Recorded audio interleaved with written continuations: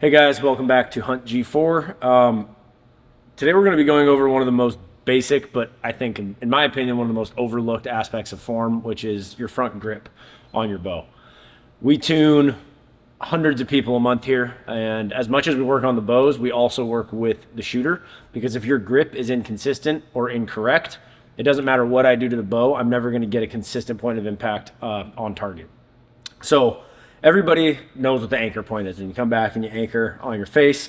I've kind of come up with a system working with people to where I essentially use a series of checkpoints in the grip of the bow to ensure that your hand and the pad of your palm is in the exact same place every time. So we're going to go over, kind of what is considered a correct grip industry-wide. If you watch any pro shooters, they're all going to have a very, very similar grip, and then how to achieve that grip time and time again. So first of all, I'll start with what I see people do pretty often, and that is they come up, they knock an arrow, they grab the bow just like a pistol grip like this, and then they just yard it back. Now, the problem with that is two things. One is when I have pressure on all sides of the grip like this, you can see it better when an arrow's loaded.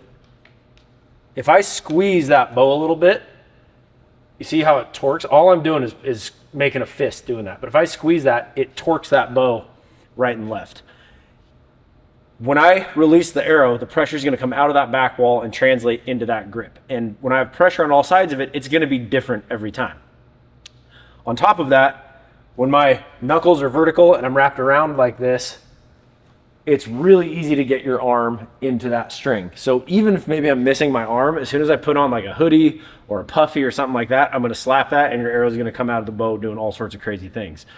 So the idea of the front grip is a consistent grip that I can get even pressure edge to edge directly on the back of this grip. If you've been shooting for a while, or maybe you're new to archery and you've been trying some bows, you've probably realized that all the grips are relatively the same and that they're all pretty thin and pretty flat on the back.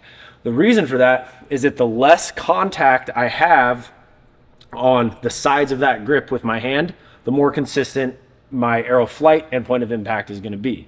So what we want to do is try to get that grip to come right down through the center, right down through the center of this webbing, right down through the center of this thumb pad here, to where I have even pressure on the back of that grip.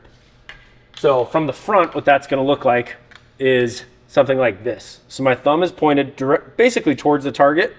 My first two fingers are on the front, and then I heel down into the grip like this and try to get even pressure up and down that thumb pad. Now, the reason we heel down into it like that is because if I have shoot what I call a high wrist like this, now there's a pivot point right there, and I'm going to get torque. So I like to tell some people kind of have a hard time grasping the concept when I say break that wrist down. So this seems kind of silly, but I say imagine you're like revving the engine on a motorbike, like boom. So we want that wrist broken down and that flat shove straight forward. So to achieve that grip, there's a couple checkpoints I like to use every time. The first, I think this is the most important thing, is hook your release up first. So now the bow is hanging and I can come in and put pressure on that grip versus trying to hold the weight of the bow and get, squeezing the bow, getting my grip set.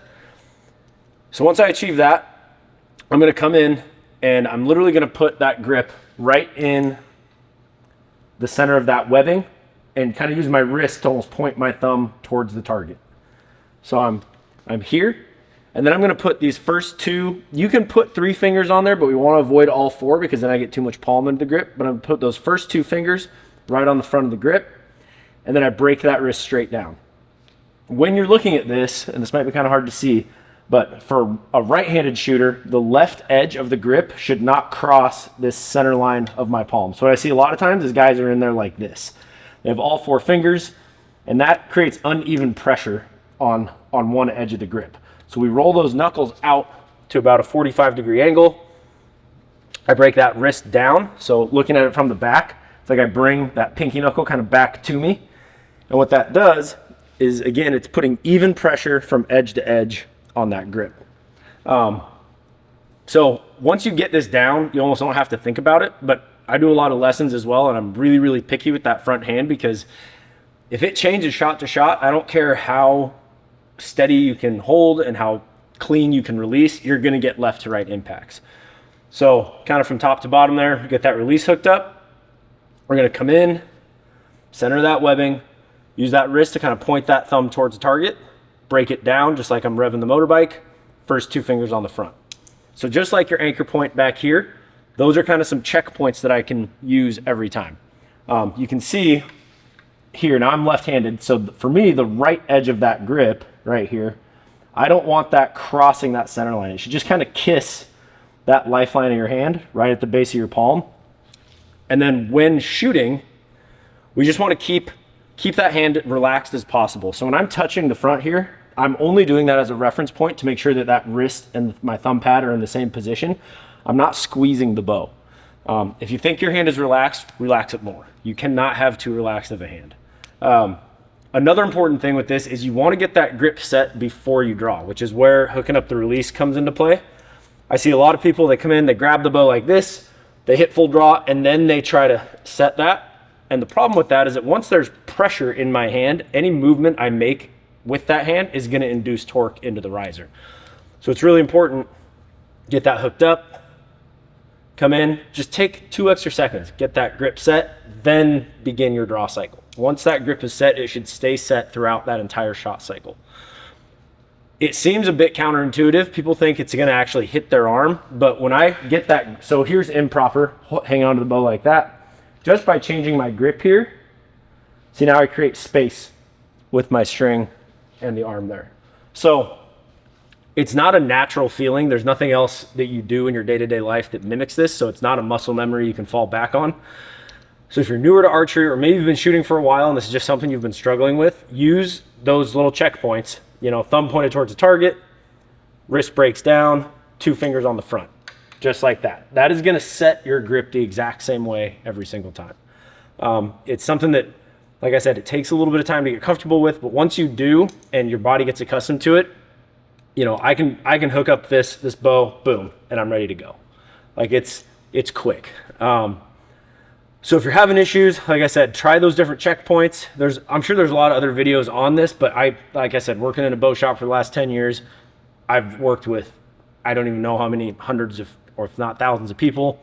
And when we're tuning a bow, like I said, I can only do so much to the bow. If that grip is inconsistent or incorrect, that arrow's always gonna come out tailing one way or the other.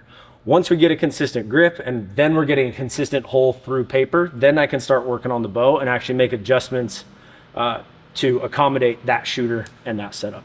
So if you have any questions, feel free to hit that comment section below. We appreciate you watching. As always, remember, hunt hard, hunt safe, be kind. Nice.